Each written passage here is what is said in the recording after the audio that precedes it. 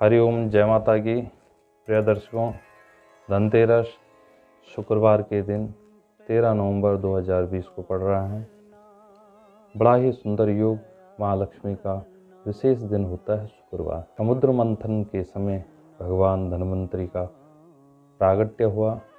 भगवान विष्णु के ही एक अवतार हुए धन्वंतरि। धन्वंतरि महाराज जो अमृत कलश लेके जो समुद्र मंथन से प्रकट हुए, तो उस अमृत से देवताओं को अमृत प्रदान हुआ और देवता और दानवों के बीच जब देवासुर संग्राम हुआ, तो उस समय देव और दानवों के बीच जब युद्ध हुआ तो देवताओं की जय हुई और दानवों की पराजय। समुद्र मंथन में 14 रत्न उत्पन्न हुए। धन्वंतरि महाराज और अमृत कलश लेके प्रकट हुए। 14 रत्नों का उल्लेख शास्त्रों में एक सुंदर मंगलाचरण आता है। जो भी इस मंगलाचरण को प्रातः स्मरण करता है, प्रातः उच्चारण करता है, गान करता है, श्रवण करता है, उस व्यक्ति की हर एक कामनाएं पूर्ण होती है।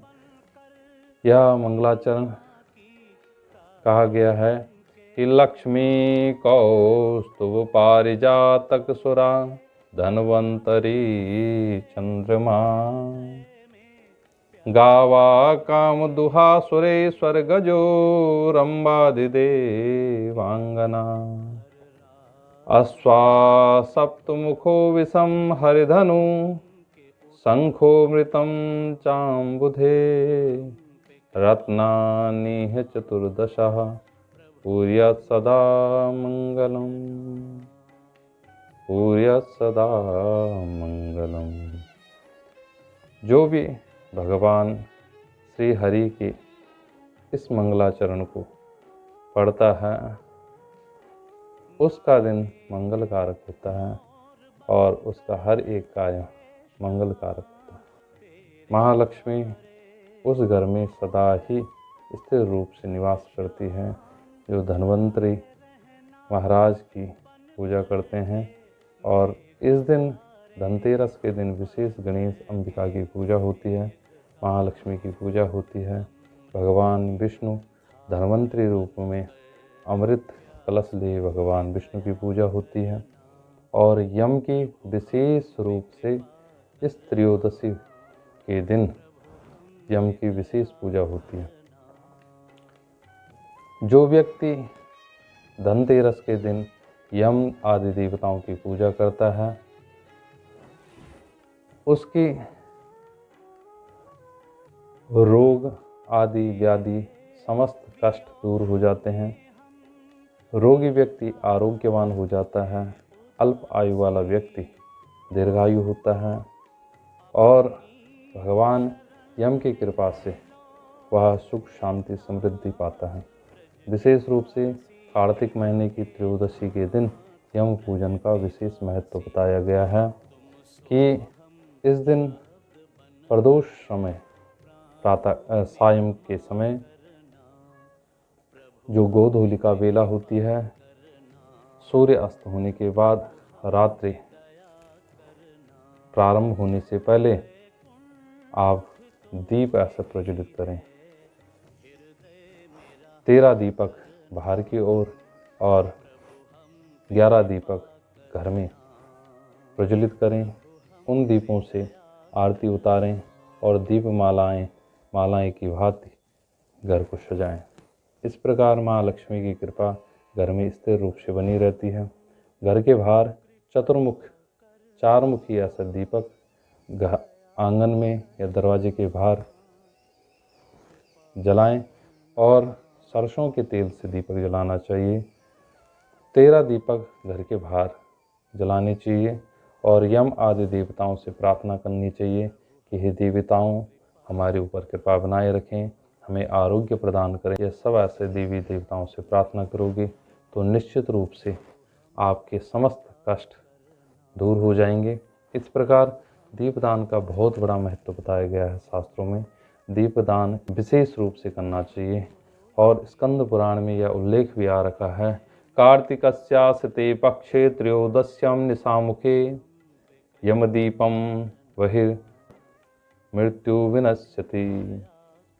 जो कार्तिक महीने की त्रयोदशी के दिन दीपदान करता है और अल्प आयु व्यक्ति भी वह दीर्घायु पाता है और रोगी व्यक्ति भी आरोग्य प्राप्त करता है। करें इस दिन सोना, चांदी, तांबा, पीतल इन धातुओं के बर्तन अवश्य खरीदें। प्लास्टिक के बर्तन बिल्कुल भी ना लाएं घर में। इस दिन विशेष रूप से धातुओं के बर्तन ऐसे खरीदें। देवताओं की मूर्तियां खरीदें। सोने के सिक्के, हीरे, जवाहरात दिन में विशेष रूप से खरीद सकते हैं, घर में ला सकते हैं। उनकी ऐसे पूजा करें। विशेष लक्ष्मी पूजन में जैसे कमल का फूल, लाल ऐसा सुंदर वस्त्र और पीली हल्दियाँ 5 गांठें और काली हल्दी 5 गांठें, गोमती चक्र 5, और अगर आपका उद्योग क्षेत्र है तो 7 उद्योग क्षेत्र के लिए ऐसा खरीदें। कौड़ियाँ 7 उद्योग क्षेत्र के लिए, घर के लिए 5 कौड़ियाँ ऐसा आप अवश्य खरीदें। और इन सब ऐसा सामग्रियों को लाल पोटली में, लाल कपड़े में ऐसे रख दें।